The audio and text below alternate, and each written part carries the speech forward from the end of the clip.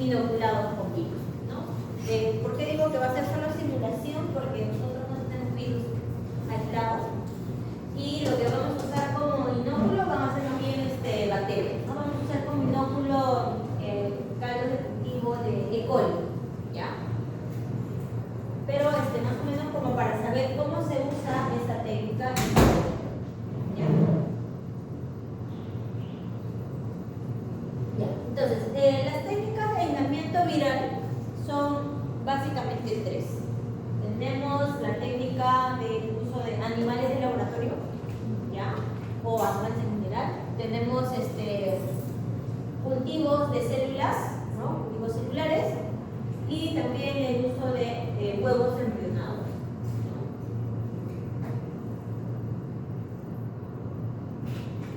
Un poco, digamos, para poder hacer estas técnicas con respecto a virus, los virus son, digamos, unos agentes que no son tan, digamos, tan fáciles de su aislamiento, ni tampoco para su diagnóstico, ¿no? Entonces, con los virus tenemos ciertas dificultades en cuanto a herramientas de diagnóstico, de herramientas de tratar de aislar un virus como tal, precisamente por las características que tiene este agente, ¿no? Estas son algunas de las limitaciones, quizás, en cuanto a los métodos que se usan para estos objetivos. Una de las limitaciones de los virus es que son organismos que son parasitarios intracelulares obligados. O sea, si yo pretendo aislar un virus, obviamente lo que voy a necesitar es una célula viva en la cual se ha replicado este virus para yo poder obtenerlo, ¿no? Otra de las dificultades, de las limitaciones, son también que son organismos sumamente pequeños, ¿no? El tamaño también es una limitación porque muchos de nuestros microscopios o de nuestras herramientas que usamos en un laboratorio convencional pues no llegan necesariamente a visualizar el tamaño de un virus, porque un virus a veces está en nanómetros, ¿no? Y digamos, lo más común que tenemos en un laboratorio básico de diagnóstico es un microscopio óptico, y con un microscopio óptico no llegamos al alcance de nanómetros para poder visualizar un organismo de esta dimensión, ¿no?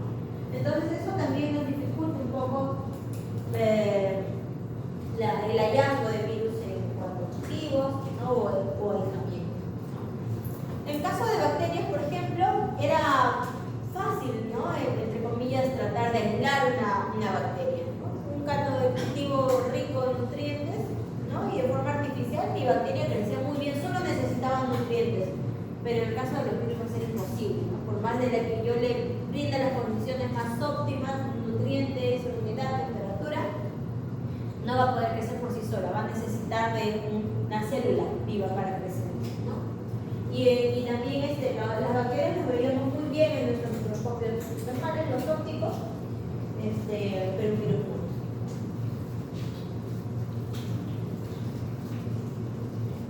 Algunos de los virus de importancia médica veterinaria, tenemos por ejemplo que hay virus específicos. Hay que recordar que los virus son organismos que son bastante específicos en cuanto a su infección, ¿no? Pueden ser específicos, digamos, a un tipo de tejidos en particular, o también son específicos, por ejemplo, a alguna especie en particular que pueden afectar, ¿no? Por ejemplo, los virus aviares generalmente afectan, en la gran mayoría de las veces, a las aves, ¿no? Algunos sí vamos a ver que sí pueden ser a lo mejor zoonóticos porque pueden infectar a varias especies animales, ¿no? Al hombre, por ejemplo, la rabia, al bovino, a los caninos, ¿no? Pero es muy específico en cuanto a tejido, ¿no? Porque generalmente va a infectar tejido nervioso, ¿no? En el caso de la rabia. Y como ven, pues es una lista, digamos, pequeña de algunos virus que se presentan en nuestra carrera, ¿no? Por ejemplo, también los virus felinos, también son virus muy específicos, ¿no? Para la especie felina. Algunos virus de importancia pública, o sea, aquellos virus que son, pues, sobre todo zoonóticos, que son de importancia pública para nosotros. Tenemos el virus de la rabia, ¿no? Sabemos que es bastante importante, sobre todo en nuestro país, que de cuando en cuando tenemos ciertos brotes. La influenza, que decíamos que es una de las enfermedades que es muy difícil de su control, y además es zoonótico, y además por las características que tiene influenza, que muta muy rápido, ¿no? Cambia muy rápido, hace difícil su control. Otro virus que es importante en nuestro ámbito, nuestro país, fiebre amarilla. La fiebre amarilla también, siempre en la selva está muy presente esta enfermedad, este virus, y es más, para uno viajar a la selva no nos piden que nos vacunemos, ¿no? Es obligatorio, ¿no? La vacunación para fiebre amarilla. Dengue, ¿no? También recuerden, dengue es otra enfermedad que estamos en una emergencia, precisamente porque tenemos muchos casos de dengue. Y ¿cómo? No sé si exactamente en estos momentos, pero hasta hace un mes atrás, muy atrás, hemos estado en emergencia por dengue, ¿no? Pero sí, todo Sudamérica en general está teniendo problemas por dengue, ¿ya? Es más, la semana pasada vi una publicación de un reporte que decía que habían encontrado un paciente con dengue en Italia, ¿no? Entonces, habían recién visto el caso y evaluando el caso, ¿no? Cómo había llegado el dengue hasta esa frontera, ¿no? Algo pasado por ahí, ¿no? Estaban evaluando. Y bueno, las otras enfermedades que están en la lista, pues son enfermedades también importantes en la República, no necesariamente en nuestro ámbito, pero sí son bastante de cuidado, ¿no? En cuanto a las técnicas de aislamiento y diagnóstico, ¿ya? Digamos, hay que tener ciertas consideraciones también para poder entender o pretender hacer estas técnicas, ¿no? Primero, por ejemplo, hay que saber los signos clínicos que me pueden producir estos virus, ¿no? Yo sabiendo qué signos clínicos tiene o presenta mi animal, ¿verdad? Voy a también poder hacer una correcta toma de muestra, ¿no? ¿Y para qué me sirve hacer una correcta toma de muestra? Porque yo al momento que ya lo lleve al laboratorio y pretenda usar alguna técnica de aislamiento, pueda tener un buen resultado, ¿no? Que sí me crezcan virus. Entonces, los dos primeros puntos, signos clínicos y toma de muestra, son puntos muy importantes para poder hacer un correcto aislamiento viral. Los signos clínicos en los virus son muy generales, ¿no? Son meramente orientativos a una enfermedad, porque los signos clínicos van a ser muy parecidos también a los signos clínicos que producen una sintomatología bacteriana, ¿no? U otros casos, otros agentes. Podemos tener signos clínicos desde decaimiento, signos clínicos de secreciones, que sean oculares, nasales. Podemos tener signos clínicos nerviosos, ¿no? Signos clínicos a lo mejor diarreicos, de presentación de dolor, ¿no? Entonces estos signos clínicos, como ven, son muy variables, pero dependiendo, ¿no?, de lo que yo estoy sospechando, ¿no? O viendo los signos clínicos, más bien puedo sospechar de qué tipo de virus es que está afectando, o por lo menos saber a qué órgano, a qué nivel, o qué tejido está afectando este virus, ¿no? Y por eso está produciendo ese signo clínico, ¿no?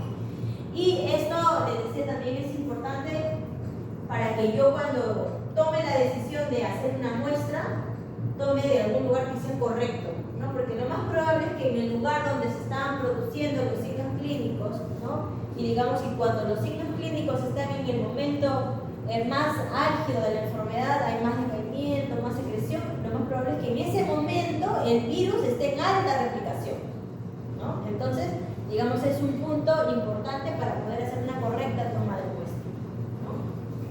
Y eso hay que tenerlo en cuenta también.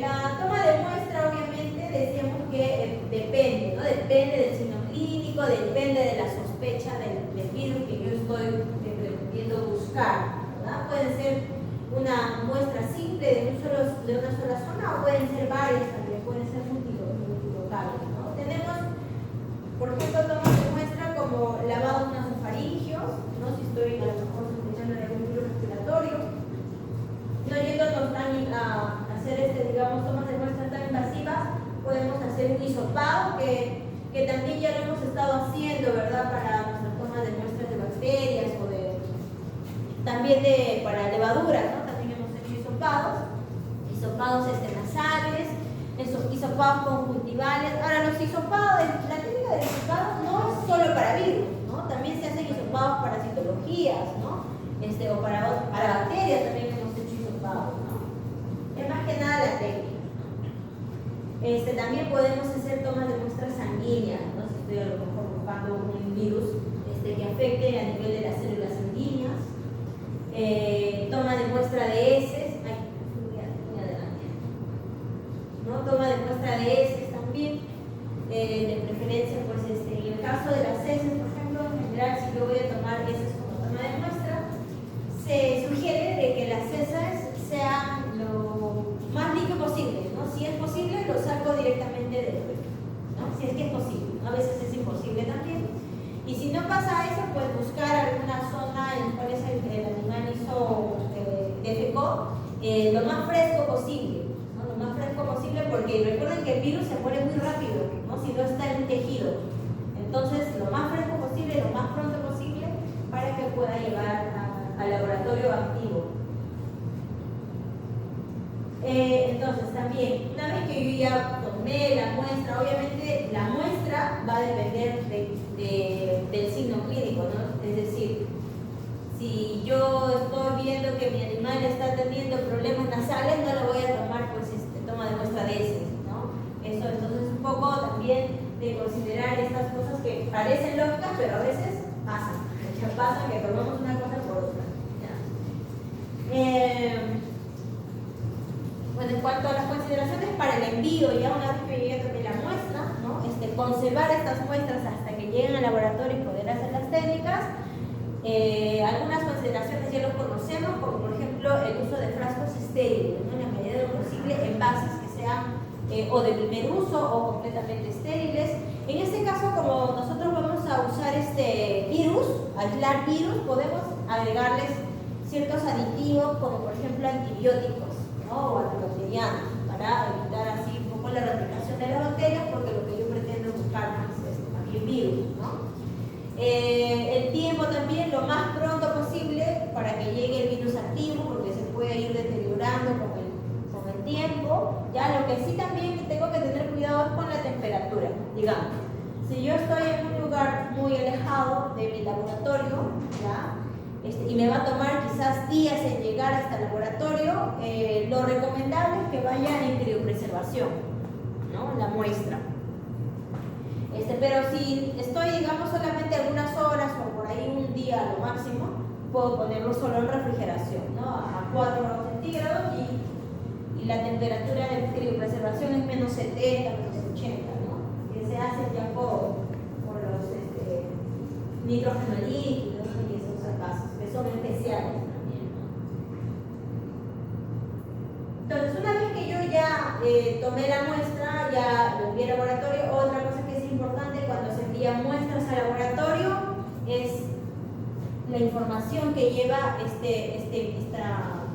muestra, ¿no? El rótulo, qué especie es, ¿no? De dónde tomé la muestra, qué muestra es, cuándo tomé la muestra, la fecha, ¿no? No sé de qué lugar lo tomé, ¿no? Si lo tomé a lo mejor de Tacna, o lo tomé, no sé, de Tumbes, ¿no? Entonces, ciertos datos tienen que ser importantes considerarlos, colocar en los frascos de envío.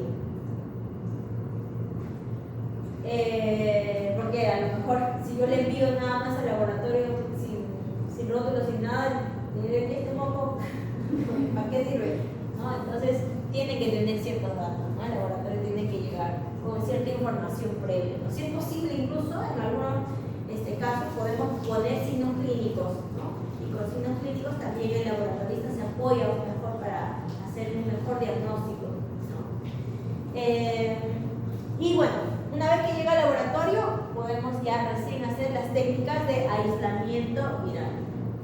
El aislamiento viral es aquella técnica en la cual yo pretendo aislar el virus completo, todo el virus, todo el organismo viral, su material genético, su cápside, si es posible su envoltura y en un estado activo, ¿no? Eso es lo que yo busco cuando hago un aislamiento.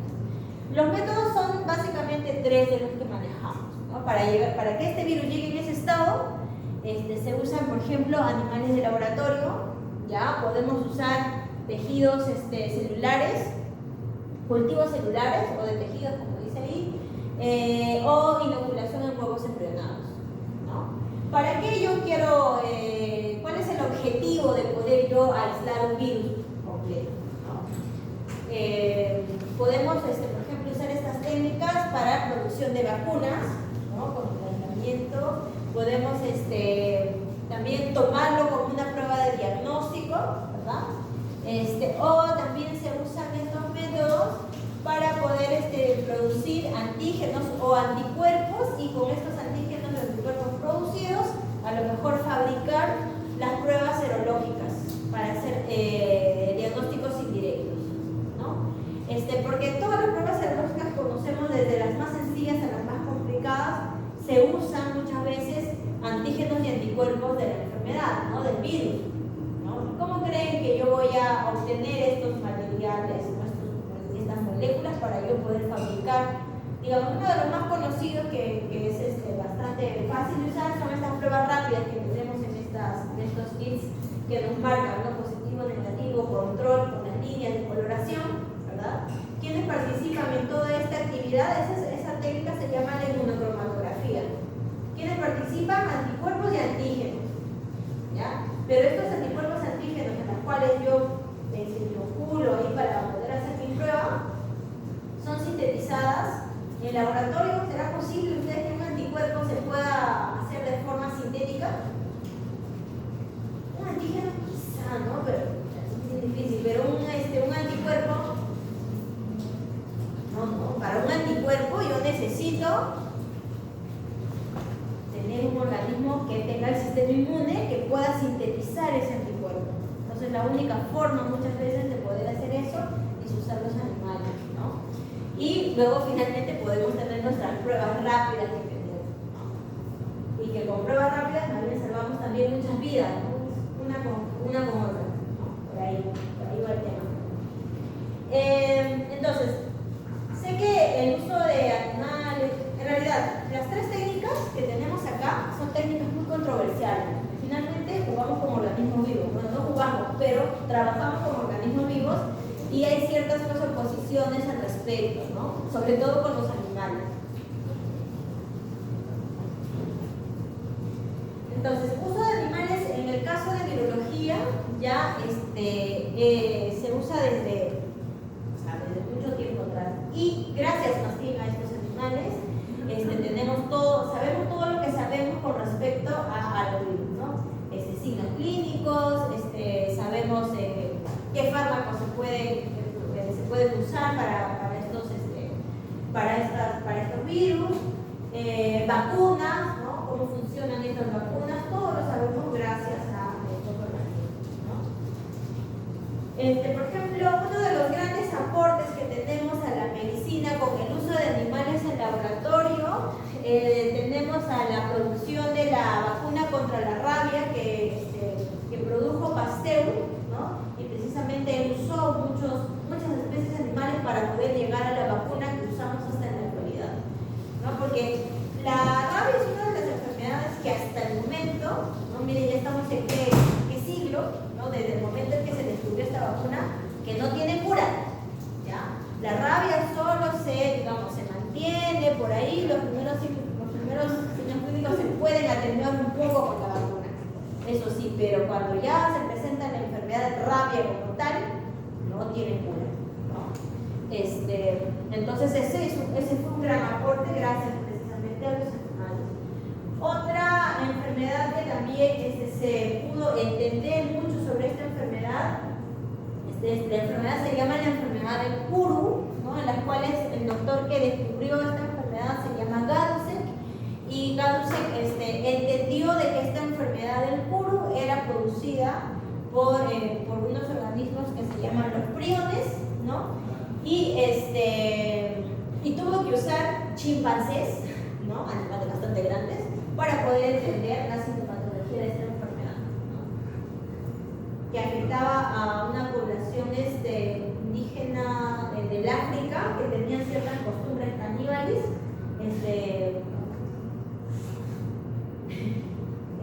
De ahí se prohibió el consumo de cerebro humano. No, de cualquier otro cerebro. Pero, y otro, digamos, de los aportes que se tiene sobre con el uso de animales en experimentación son los modelos de patogénesis, que fue propuesta por Feller, ¿no? Feller también usando animales se pudo entender mucho lo que son los procesos patogénicos de las enfermedades en general, ¿no? Ya esto no solamente en las enfermedades de virus, sino también de bacterias, de todas las enfermedades en general, ¿no? Digamos, el proceso desde el momento en que se contrajo la enfermedad, cuántos días tuvo de incubación hasta que se den los primeros signos clínicos, cuáles son los primeros signos clínicos, qué órganos afecta primero, luego dónde puede seguir infectando, cuáles van a ser las consecuencias después, ¿no? Todo ese proceso de patogénesis, ¿no? Fue también evaluado obviamente en animales, porque digamos, si yo pretendo evaluar patogénesis en un cultivo celular, ¿cómo voy a saber los signos clínicos? Eso no lo voy a poder observar en una célula, ¿no? Va a tener que ser obviamente en un organismo vivo. Aunque las células también está vivo, pero en un animal, ¿no? ¿Qué son los priones, chicos? ¿Se acuerdan? Y nadie pregunta.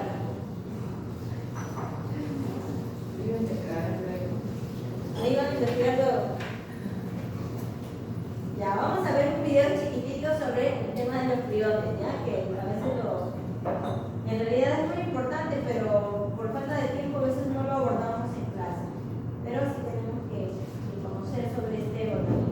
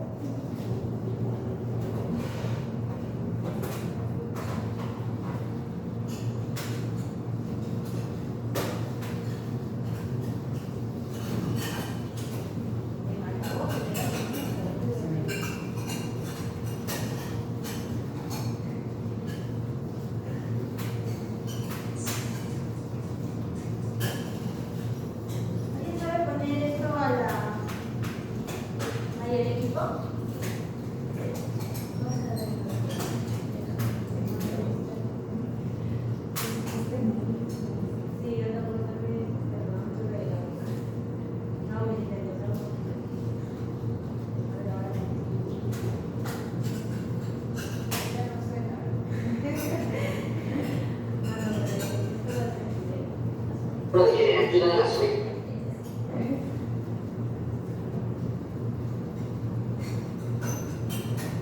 En esta clase desarrollaremos el tema priones. En el 1732 en Europa es conocida una enfermedad neurodegenerativa de las ovejas y cabras llamada Trigonova muscati, caracterizada por una alteración de comportamiento, prurito tubal, lo que lleva a los animales a rascarse, perder el pelo, incoordinación, ataxia, temblor y finalmente la muerte. En 1900 1957, Gayuset visita Nueva Guinea, donde toma conocimiento de una enfermedad endémica llamada Kuru, que significa temblor. Esta causaba más de la mitad de las muertes en una población de la isla, después de una debilidad creciente, demencia y parálisis. ¿Tenía el Kuru un origen viral? La autopsia revelaba degeneración cerebral sin otros signos de infección viral. No se encontraban virus en los tejidos enfermos, ni indicio de ingesta de sustancias tóxicas. Tampoco parecía tener causas hereditarias, ya que afectaba principalmente a mujeres y niños. El Kuru, sin embargo, parecía transmitirse de persona a persona a través de una práctica ritual de canibalismo, que consistía en comer el cerebro de las personas muertas. En 1959, Hadlow, quien investigaba el Scrappy, viaja a Londres, donde en una exposición puede observar los preparados neuropatológicos del Kuru, hallando una gran semejanza entre los efectos del Kuru y los del Scrappy sobre el sistema nervioso. Hadlow y Gayuset demostraron la transmisibilidad del Scrappy y del Kuru inyectando un extracto del tejido enfermo a animales sanos y provocando así su enfermedad. Puesto que el agente infeccioso realizaba los filtros para eliminar las bacterias, se asumió que se trataba de un antivirus. Gayuset fue puesto en conocimiento de la similitud entre el Kuru y el encefalopatía humana, la enfermedad de Creutzfeldt-Jakob, de la cual se conocían tres formas: hereditaria, diatogénica, transmitida por trasplante de córnea o una crecimiento cadavérica, y esporádica. También resultó transmisible en animales de laboratorio. En 1982, Prussinger logra aislar al agente causante del Scrappy y probablemente también del Kuru y CJD. Todo indica que el patógeno es una proteína, a la cual Prussinger denomina prión, condensación de partícula proteinácea infecciosa. Si el prión es solo una proteína, es decir, un patógeno sin genes, entonces, ¿cómo se replica? En las células, el ADN se replica y se transcribe y traduce para dar origen a proteínas. Algunos virus realizan transcripción y otros replican el ARN, pero las proteínas no se autorreplican, solo se obtienen transcribiendo y traduciendo genes. En realidad, el prión existen dos variantes o isoformas: la proteína priónica celular, que se sintetiza normalmente en el tejido nervioso, y la proteína priónica Scrappy, causante de las encefalopatías espongiformes. Ambas se diferencian en su estructura tridimensional. Como se observa en los esquemas, la proteína normal es rica en un tipo de estructura llamada alfa-hélice, mientras que la proteína patógena está formada principalmente por estructura de tipo hoja plegada. La replicación de la proteína priónica Scrappy patógena ocurriría en los tejidos donde se sintetiza la proteína priónica normal de la siguiente forma: la proteína priónica Scrappy hace contacto con la proteína priónica celular, provocando un cambio en la conformación del cráneo. A su vez, cada proteína priónica Scrappy podría convertir a otra y así sucesivamente la célula se llenaría de priones Scrappy. A medida que se acumulan, estos tienen la forma de agregados llamados placas amiloides que destruyen el tejido nervioso. En 1986, en el Reino Unido, se produjo una epidemia del mal de la vaca loca. El prión había sido transmitido por el alimento balanceado elaborado con carne, hueso y huevos. Entonces, en las formas transmisibles de las enfermedades priónicas, la infección por un pliopatógeno iniciaría la conversión de la proteína priónica celular a Scrappy. En las formas hereditarias, una mutación en el gen de la proteína priónica la haría más susceptible a sufrir una conversión espontánea.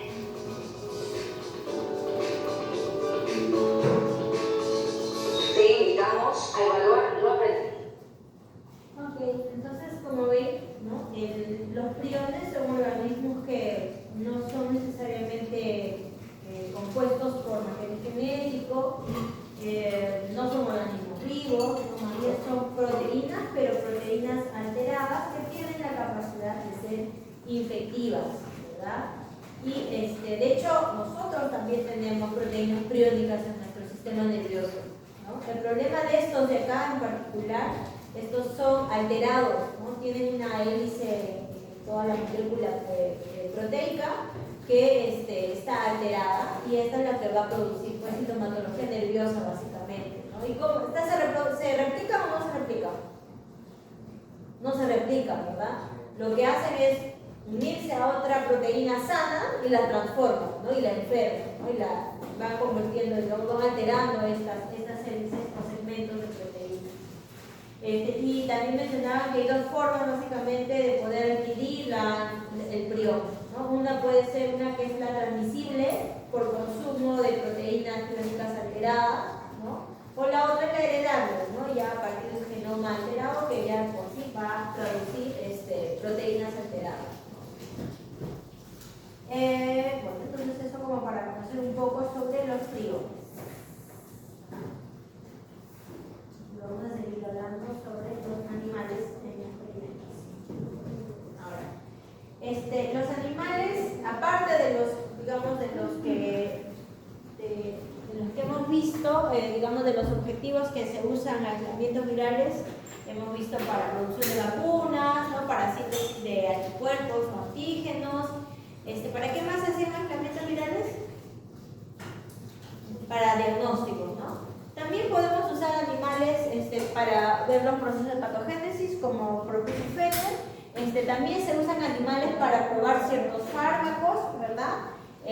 O para probar, no solo para probar, sino para producir y para probar vacunas, ¿no? También usamos animales en el laboratorio. Ahora, yo sé que el uso de animales en el laboratorio en la actualidad es muy controversial, ¿no? Se habla mucho del tema. Es más, se proponen ciertos parámetros para yo poder usar animales en condiciones experimentales. De hecho, cualquiera diría que con estos grupos que se han formado, los animalistas, etcétera, que van contra el uso de animales en experimentación o en pruebas de laboratorio, se habrían bajado el uso de animales, pero nuestra realidad es que todavía se siguen usando y en grandes cantidades, ¿no? No yéndonos tan lejos, por ejemplo, si nos vamos a la página del PubMed, ¿conocen el PubMed? ¿Conocen esta página?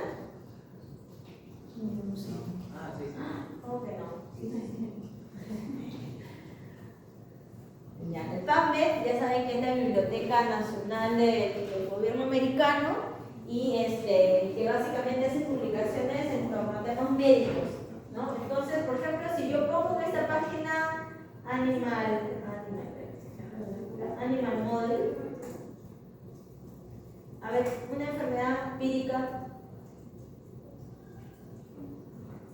rabia.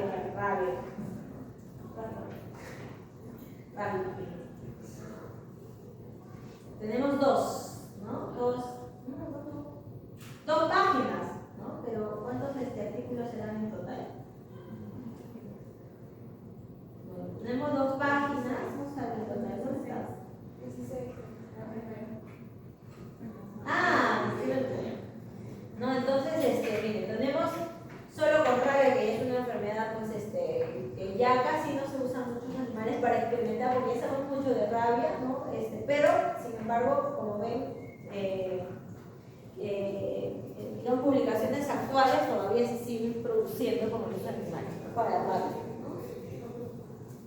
Entonces, todavía estos animales son de gran aporte en cuanto a la medicina, ¿no? A la medicina humana o a la medicina animal, si queremos ser más específicos en nuestra carrera. Ahora, pero con el uso de animales en experimentación, no es como les decía, usar, o sea, a mí se me ocurre para probar algo usar animales. No, o sea, hay ciertas consideraciones éticas sobre todo, en las cuales yo tengo que tomarlas en cuenta para hacer el uso de estos animales, ¿no? Y en la actualidad incluso hay comités de éticas que primero van a evaluar mi trabajo, mi proyecto, si es que amerita o no el uso de estos animales, ¿no? Y digamos, ¿cuáles son esas consideraciones bioéticas que se usan o que se manejan en el ámbito del uso de animales que conocen ustedes? Seguramente ya lo conocen, solo que no sé si lo recuerdan. Las 3 R's. ¿Qué son las 3 R's? Reducir, reciclar, reutilizar.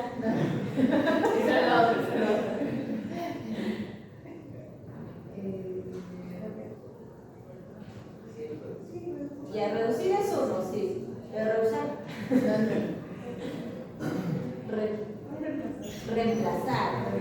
¿Ya? ¿Qué más?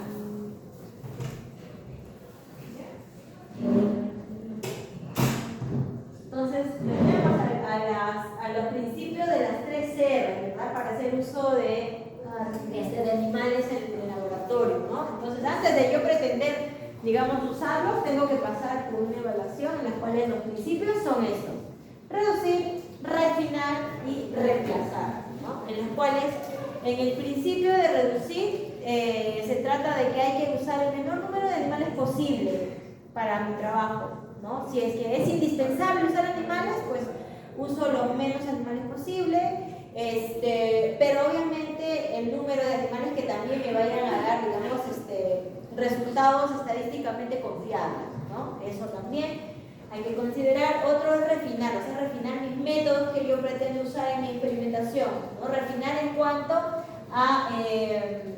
al bienestar animal, ¿no? Digamos que no sea tan invasivo, en la medida de lo posible no buscarle el sufrimiento al animal, ¿verdad? Las condiciones en las cuales yo voy a mantener estos animales lo más óptimo posible para que no pasen por estrés ni nada de esas cosas que vayan a conllevar un sufrimiento. Y si es posible reemplazar con otros métodos alternativos, ¿no? Pues se reemplaza, ¿no? Entonces lo que te dice el comité de ética, mire, hay estudios que se han hecho bajo otras formas, entonces no te aprueban tu proyecto con uso de animales, ¿no? Ya tú tendrías que reemplazar con algún otro método alternativo, ¿no? Hasta el momento nosotros hemos usado también animales en no necesariamente como experimentación, pero para nuestro estudio de médicos veterinarios, ¿no? Hemos tenido que usar animales. ¿Qué animales ustedes han venido usando hasta el momento? Perros, cuyes, gatos. No necesariamente los sacrificamos, pero siquiera sangre les sacamos, ¿no? O los hisopamos para poder hacer nuestro cultivo de vacas, cerdos, ovejas. En zoología, ¿qué animales usamos? Ratas, aves, anfibios, reptiles, insectos, ¿no? O sea, hemos visto una gran variedad de animales para nuestra carrera, ¿no? Hemos estudiado. Ahora, en cuanto a modelos alternativos a los modelos animales, ya tenemos varios también propuestos, ¿no? Entre ellos, por ejemplo, tenemos los modelos matemáticos, ¿no? Ya en la actualidad, con estas herramientas tecnológicas que tenemos, existen ciertos aplicativos o ciertos programas, ¿no? Matemáticos en los cuales yo pongo los datos y estos automáticamente me van a dar un resultado, ¿no? Puedo poner, por ejemplo, edad, puedo poner sexo, puedo poner, no sé qué se me ocurre, digamos, cantidades hormonales, ¿no? Digamos, todos esos, digamos, cosas que son cuantificables, ¿no? Yo puedo ponerlo en un programa y luego este programa pues, me puede lanzar algún resultado que yo estoy esperando, ¿no? Y esto pues, se hace con varios programas, ¿no? El más conocido es el Excel, con ese puedo conseguir hasta datos estadísticos, es más, solo que hay que saberlos usar, ¿no? Otras alternativas, por ejemplo, es el uso de organismos inferiores, ¿no? Organismos inferiores como por ejemplo bacterias, ¿no? Como por ejemplo hongos, también puedo usar como experimentación. De hecho, las bacterias, por ejemplo, coli, se usan mucho para poder hacer síntesis de insulinas, para trabajar los materiales genéticos, ¿no? Porque se replican fácilmente, etc. También podemos usar vertebrados en etapas iniciales, como un embrión, ¿no? Como por ejemplo en el caso que vamos a usar el día de hoy, huevos embrionados de ave. También se usan huevos, no son huevos, pero digamos organismos embrionados, por ejemplo, para casos de reproducción, ¿verdad? Lo que son las fertilizaciones in vitro, ¿no? Manejamos entonces embriones para poder hacer ciertas pruebas, ¿no? Métodos in vitro, como por ejemplo los cultivos celulares, ¿no? También son algunos métodos que pueden reemplazar al uso como tal de animales, ¿no? Otras alternativas ya más modernas son a lo mejor el uso de de la biotecnología, ¿no? Ya, digamos, a lo mejor algunos herramientas, no sé, robótica, ¿no? Que ahorita también está comenzando a, en gran medida, aportar a la medicina, ¿no? Si ya tenemos estas tecnologías, ¿por qué no aportar también a la medicina?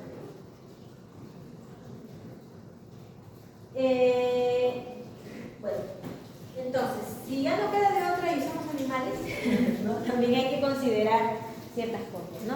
En el caso del aislamiento viral, por ejemplo, al método se le llama el cultivo in vivo, porque nosotros usamos animales vivos para poder aislar un virus, ¿no? Los podemos hacer en diferentes especies animales, ¿no? En roedores, que es lo más común, ratas, ratones, conejos, cuyes.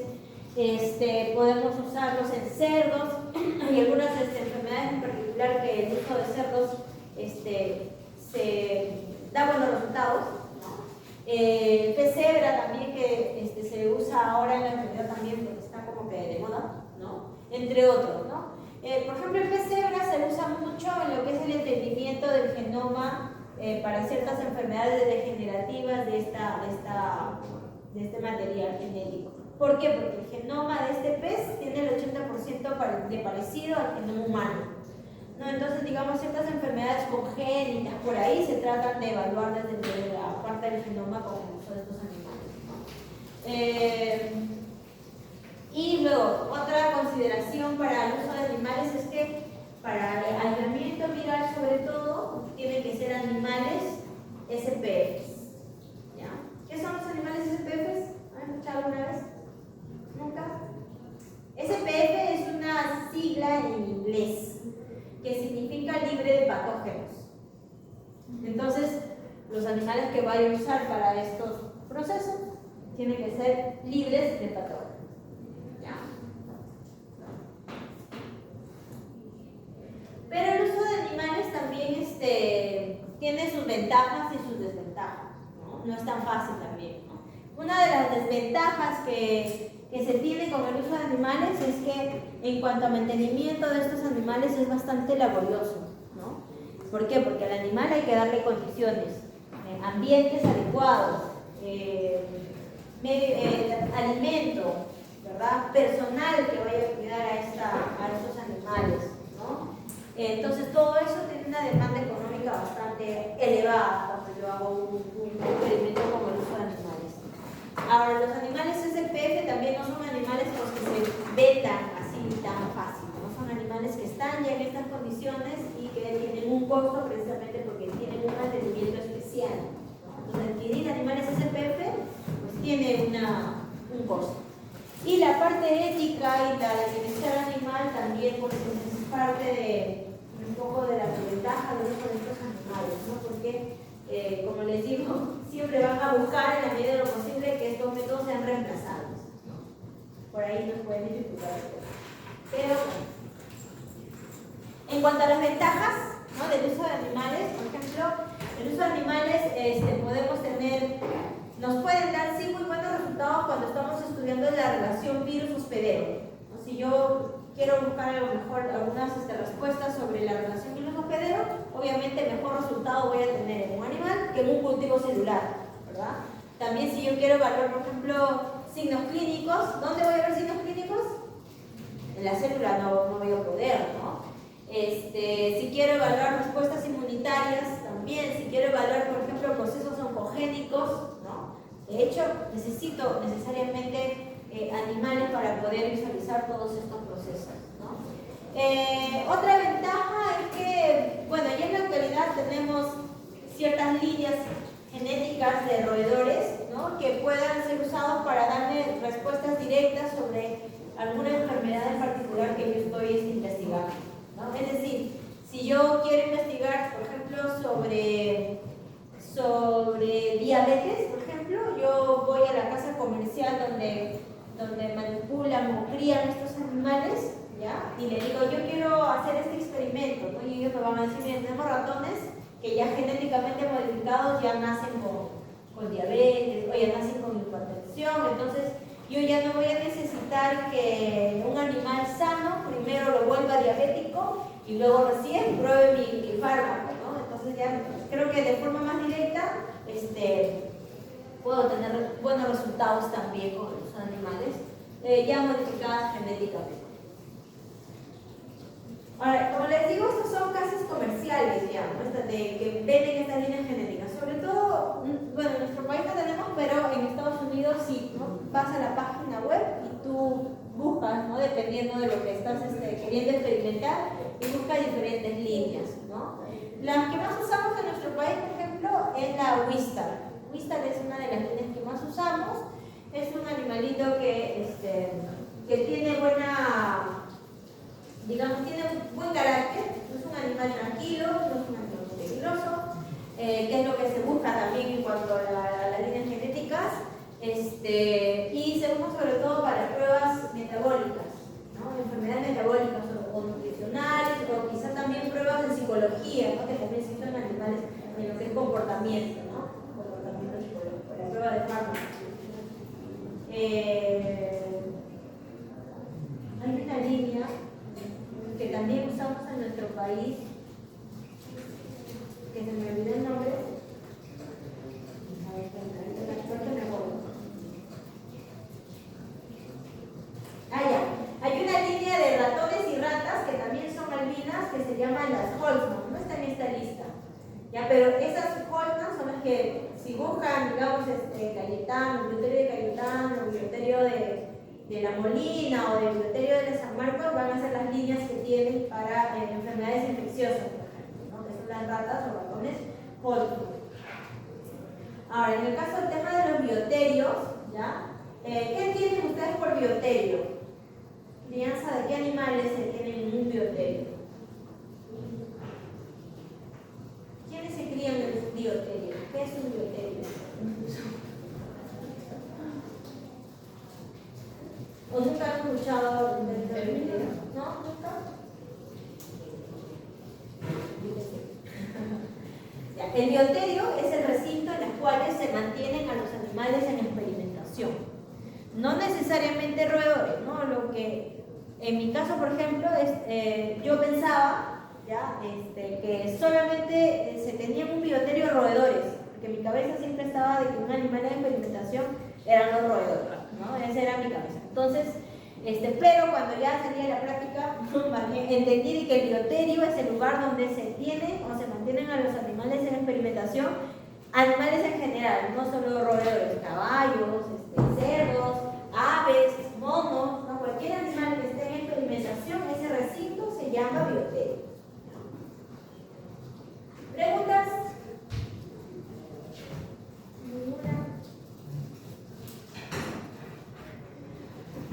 Ok, entonces este es el segundo método, el cultivo celular, ¿ya? O el cultivo celular para aislamiento viral, pero esto lo vamos a hacer la semana que sigue, ¿ya? Nosotros vamos a ver el tercer método, porque si no nos va a ganar el tiempo y no vamos a llegar a lo que queremos hacer finalmente en la práctica, ¿ya?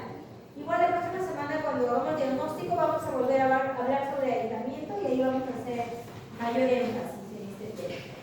Ahora vamos a pasar también directamente al tercer método de aislamiento viral, que son la inoculación de huevos embrionados, ¿no? Entonces, para este método obviamente vamos a usar huevos de un ovíparo, ¿no? Como las aves, ¿ya? En estado de embrión, ¿no? En los cuales ya se está formando, ¿verdad? Un ovíparo, ¿no? Y para poder hacer este método yo tengo que tener ciertos conocimientos anatómicos de un embrión, ¿verdad?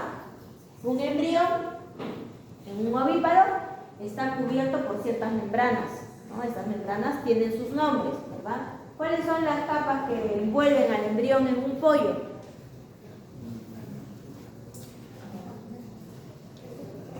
Ahí está en inglés, pero no es tan diferente al español, ¿no? ¿Qué es la albúmina? ¿Qué es la albúmina? Sí, hace 2 tiempos. Sí, hace un año, no. La albúmina es la clara, no, esa no es una membrana, pero es la clara, sí está dentro de todo. ¿Qué más? ¿Qué es esto de acá? Que dice saco, no, yo saco. El saco vitelino. ¿Qué es el saco vitelino? término común. El amarillo. ¿Cómo se llama el amarillo?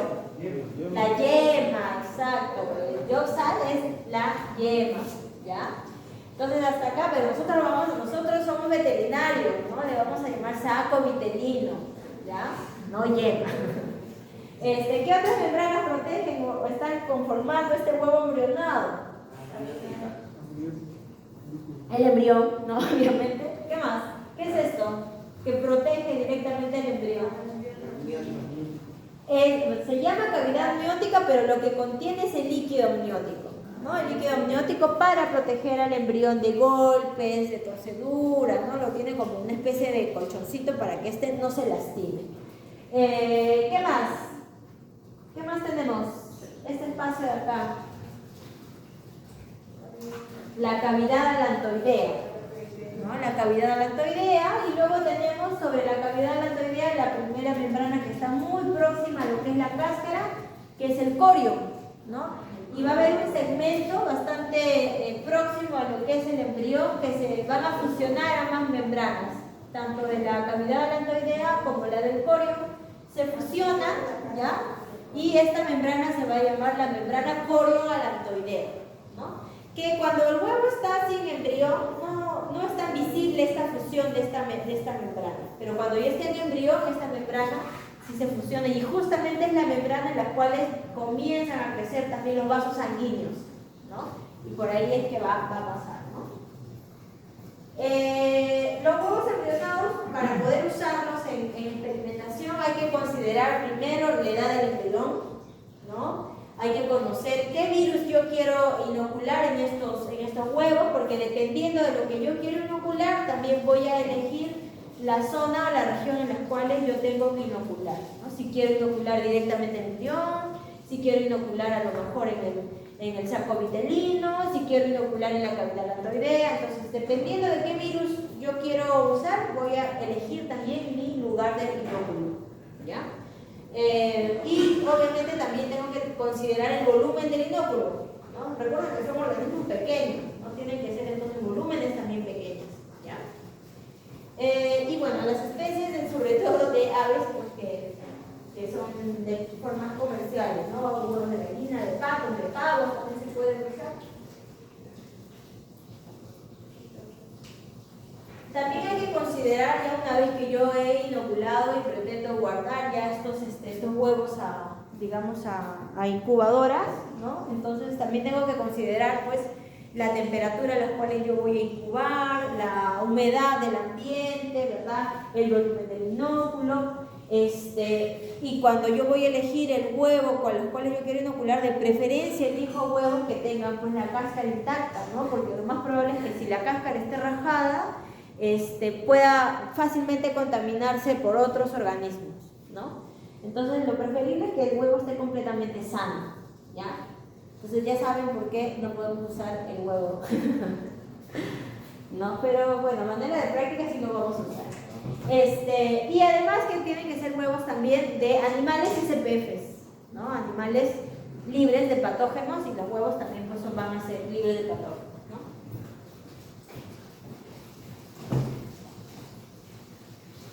Ahora, como les decía, dependiendo de qué virus yo pretendo aislar, puedo elegir el sitio de inoculación, ¿no?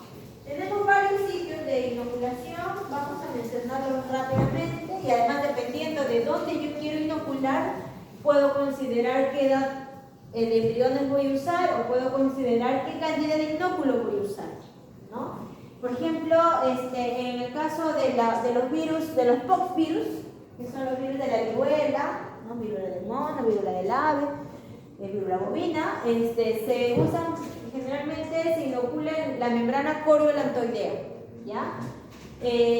Otro lugar donde se inoculan, decíamos, es en la cavidad alantoidea, y en esta cavidad, por ejemplo, también se inoculan otros virus aviares, ¿no? Un virus de Newcastle, bronquitis infecciosa, o también virus equinos, ¿no? Como encefalitis equina occidental. La misma influenza también se puede inocular a este nivel, y precisamente también se usa muchas veces para la producción de vacunas, ¿no? De este virus.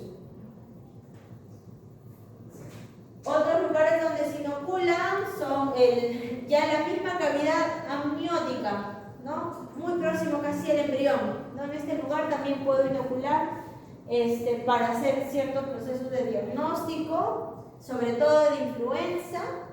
Puedo inocular también en el saco vitelino, ¿no? Decíamos en la yema, ¿no? Es otro saco vitelino. Y también en este lugar se pueden producir antígenos o anticuerpos para hacer pruebas serológicas. Y ahora, no solamente me sirve para aislar virus, sino también puedo ver problemas de clamirias, que son microzoarios, o riquecias, que son bacterias, ¿no? También, entonces, para otros microorganismos también me puede servir el uso de antibióticos de agua. Ahora, como ven, también se puede usar la vía intravenosa. Imagínense esa venita, membrana colon-antroidea, miren estas venas, ¿no?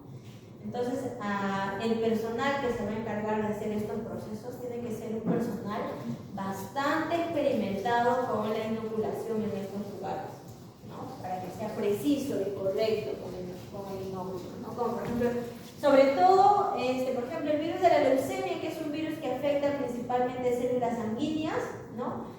No me va a servir de nada que yo le inocule pues, al saco vitelino, ¿no? Entonces no tiene sentido, ¿no? Tendría que irme precisamente a los vasos sanguíneos para poder pues, ver procesos a nivel sanguíneo. U otros virus, por ejemplo, el virus de la rabia o herpesvirus, que son virus que afectan a nivel nervioso.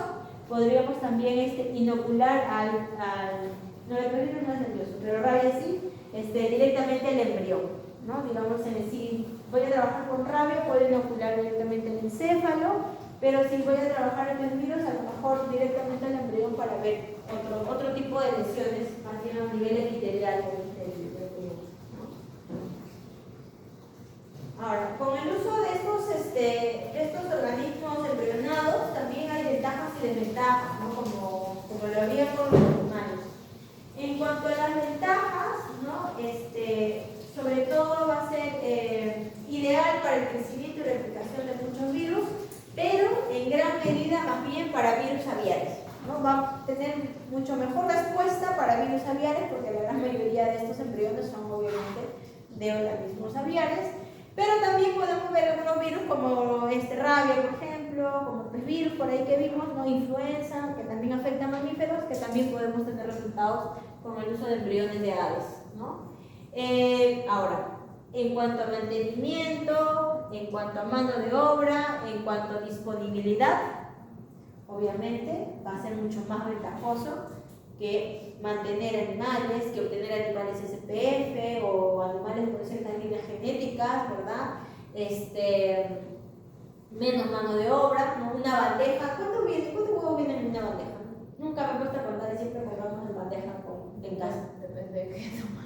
No, la bandeja normal de huevos que se venden. Entonces, mi tía me dice, vienen 2 kilos, sí, pero ¿cuántos vienen? Yo como una de 30. De 30, así tenemos más o menos, ¿no? Esa cantidad, ¿ya? Pero digamos, una sola persona se puede encargar del cuidado de esos 30 huevos normalmente, ¿no? Pero en el caso de animales, 30 son bastantes animales, tendríamos que a lo mejor tomarnos todo el día para poder cuidar esta cantidad de animales o más mano de obra, ¿no? Es muy fácil también la distribución, conseguir huevos embrionados es mucho más fácil en cuanto a cantidad que el número de animales. Pero se necesitan también a lo mejor virus que no contengan más bien materiales contaminados, porque esos sí son muy rápidos de contaminarse, ¿no? Estos agentes. Y se usan también los huevos para la producción de muchas vacunas. ¿Ya? Muchas de las vacunas que usamos de forma especial o común han sido producidas en huevos embrionados. Y en cuanto a sus desventajas, una de sus desventajas principales es, por ejemplo, el sitio de inoculación, ¿no? Porque decíamos, para elegir el sitio de inoculación va a depender de qué virus yo voy a trabajar. Y además, aparte de eso, ya yo sé teóricamente de que este virus se tiene que aislar o se tiene que inocular en los vasos sanguíneos. Pero a lo mejor no tengo, digamos, la maña que puede tener un personal que tenga la habilidad y la experiencia, ¿no? Entonces eso también dificulta un poco porque tiene que ser alguien que tiene mucha experiencia al respecto, ¿no? Porque son procesos muy delicados, muy finos. Y el medio también es muy sensible, rápidamente se puede contaminar, ¿no? Entonces eso también hay que tener cuidado. Si ya se contamina con alguna bacteria, lo más probable es que mis resultados vayan a salir completamente alterados. Más bien voy a ver a lo mejor, digamos, alteraciones por la bacteria y ya no necesariamente por el virus, ¿no? Y eso puede traerme confusiones. Ahora, en cuanto a los efectos que podemos tener tras la inoculación de los virus, ¿no? Van a ser primero, uno de ellos puede ser, por ejemplo, la muerte embrionaria, ¿no? Hay ciertos virus que me van a provocar la muerte del embrión y eso puede ser uno de sus efectos. Puede provocar también daños a nivel del embrión o puede provocar no solamente daños necesariamente al embrión, vamos a poder ver daños a nivel de las membranas como tal, ¿no? De la membrana coriolantoidea, de la membrana amniótica, también vamos a ver lesiones a ese nivel. No, y dependiendo del virus también, yo puedo saber cuáles son ya las lesiones, ¿no? Esto que ya está documentado, entonces, dependiendo de qué lesiones yo encuentre, incluso puedo saber qué virus es el que está afectando a esta ave, ¿no? Otro de las, digamos, otro de los efectos que se tiene también, aparte de los que hemos conversado, es el retraso del crecimiento, ¿no? Que la gran mayoría de los virus va a tener como efecto el retraso del crecimiento. Entonces, cuando yo hago un trabajo de experimentación con huevos embrionados, voy a tener también controles, o sea, animales o huevos a los cuales no les voy a inocular el virus. Entonces, digamos, todos van a crecer inoculados con el virus, o deformados o enfermos, pero va a haber uno que va a ir sí, desarrollándose bien, ¿no? Para tener un control si es que de verdad ha hecho una correcta inoculación o no. También vamos a poder ver efectos a nivel de la membrana coriolantoidea, ¿no? A nivel de esta membrana, efectos como por ejemplo, puedo ver presencia de hemorragias, puedo ver lesiones pustulares a nivel de las membranas, o puedo ver zonas opacas o negruzcas en las cuales ya me representa una necrosis de este tejido, ¿no? Entonces lo que vamos a hacer hoy es básicamente tratar de simular, ¿verdad?, la inoculación de virus hacia un huevo embrionado. Entonces, para poder, digamos, trabajar con estos huevos embrionados, primero tenemos que pasarlos por una especie de un equipo que se llama el ovoscopio, ¿no? No tenemos nosotros un ovoscopio, pero vamos a tratar de simular. Y con esto vamos a saber qué características tiene ese huevo, si de verdad está embrionado o no, y en qué estadio de embrión se encuentra, ¿no? Dependiendo de las características que yo vaya visualizando en el ovoscopio, ¿no? Puedo ver los días de crecimiento, voy a ver a lo mejor los vasos sanguíneos en mayor o menor desarrollo, puedo ver el saco vitelino que siempre va acompañando al embrión, ¿verdad? Y si hay mayor desarrollo, a lo mejor en un ovoscopio puedo ver también al mismo embrión que se esté a lo mejor moviendo, ¿no? Es muy bonito ver en el ovoscopio los huevos embrionados. Y obviamente las membranas, que es lo que más me interesa. Yo tengo que identificar en el ovoscopio la membrana, porque finalmente, una vez que yo identifique, por ejemplo, la membrana coriolantoidea, puedo hacer una X acá, ¿no? Y al momento de mi inoculación, puedo dirigirme hacia ese lugar, ¿no? Y saber que en ese sentido se encuentra la membrana, ¿no? Creo que... Luego me echan la policía. No pasa nada, no pasa nada. Entonces lo que vamos a hacer primero, vamos a tratar de usar nuestro linterna de nuestro celular para poder pasar el huevo por una especie de ovoscopio que vamos a hacer. Vamos a tratar de buscar la cámara de aire, ¿no? Todos los huevos tienen una cámara de aire, miren acá, un huevo embrionado. ¿Dónde está? Acá, en este grande, ¿ya? Primero vamos a tratar de buscar esta cámara de aire, porque como ven, la gran mayoría de los sitios para inocular se hacen a partir de la cámara de aire, ¿no? No se hace de cualquier parte, ¿ya? Se tiene que hacer a partir de esa cámara de aire para evitar la contaminación, porque puedo a lo mejor quebrar algunas membranas que sean importantes y el huevo se va a deteriorar, ¿no? Y por ahí va a ingresar a lo mejor bacterias, no mucho problema. Mejor por acá, con la cámara de aire, ¿ya? Entonces, primero vamos a tratar de delinear la cámara de aire, ¿ya? Delineamos la cámara de aire y luego el inóculo que vamos a usar en esta ocasión es de coli. Tenemos como inóculo coli, y entonces tengan cuidado, trabajen con guantes, si es posible prendemos los mecheros. Con una agujita verde que tenemos ahí, ¿ya? Una vez que yo he delineado, le voy a hacer una X encima. Sobre esa X, es simplemente para orientarme. Sobre esa X le voy a hacer un agujerito chiquitito, como raspando, con estas agujitas verdes. Una vez que yo ya logré quebrar lo menos posible a la cáscara del huevo, voy a recién inocular, ¿no? Voy a cargar 0.2 ml del inóculo de coli y voy a buscar, nosotros vamos a hacer nuestra inoculación en el saco vitelino, ¿ya? Tratamos de buscar este saco vitelino mediante el oscopio y ahí vamos a inocular el 0.2 de ml, ¿ya? Y luego, una vez que ya lo hemos inoculado, lo vamos a cubrir con las tiras de parafil. La zona donde he quebrado el huevo trato de cubrir para que esto quede sellado nuevamente, ¿ya? Lo que se hace, miren, por ejemplo, nosotros no vamos a poder hacer este cuadrado perfecto porque esto se hace con unas especie de taladritos que tiene, que es bastante delicadito, especialmente para hacer esto, ¿no? Y luego lo sellan con una cera de parafil, o de parafina, mejor dicho, ¿ya? Pero nosotros lo vamos a hacer de la forma antigua.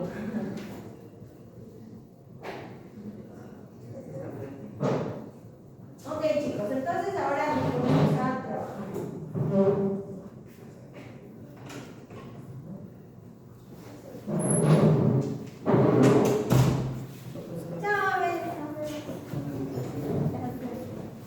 Ya, vamos a apagar la luz para poder recrear un nuevo copio. ¿Ya? Entonces,